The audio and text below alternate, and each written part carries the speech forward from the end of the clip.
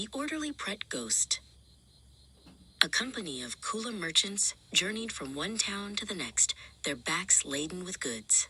As the sun dipped below the horizon, they spotted an ancient temple standing solemnly by the roadside. They hurried into the temple to ask permission from the elderly abbot to stay the night in the large wooden pavilion.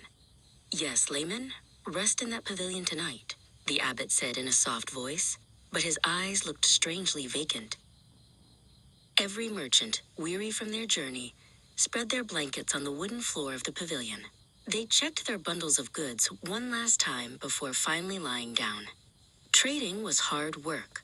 A full night's sleep was their most precious reward. In the deep silence of the night, a tall, shadowy figure appeared at the end of the pavilion. The Pret, the orderly ghost who owned the pavilion, had emerged to clean and atone for the sins of his past life. He swept the floor gently, muttering to himself with solemn intensity. The Pret stopped by the sleeping forms of the Kula merchants. He frowned in displeasure. "Oh dear, not a single person has their legs level. This is absolutely against the rules."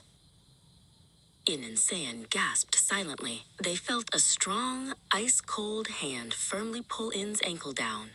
A soft thud was heard as In's feet were quickly arranged to be level with his companions. The Pret walked back around to the merchants' heads. He shook his head. "Oh, even worse now. The heads are not lined up neatly. This simply cannot be allowed." He began to pull Sayan's head up to be level with the others. The Pret repeated this back and forth all night long. After pulling the feet down, he'd return to find the heads uneven.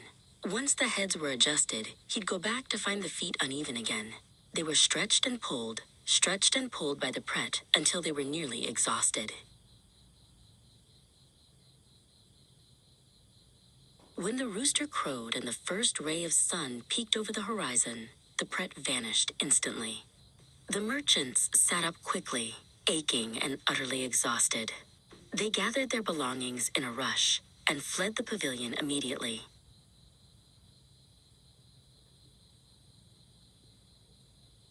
When they recounted their tale to the villagers, every face went pale.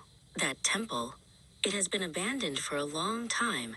Ever since the former abbot passed away, no one has dared to be ordained there, they explained.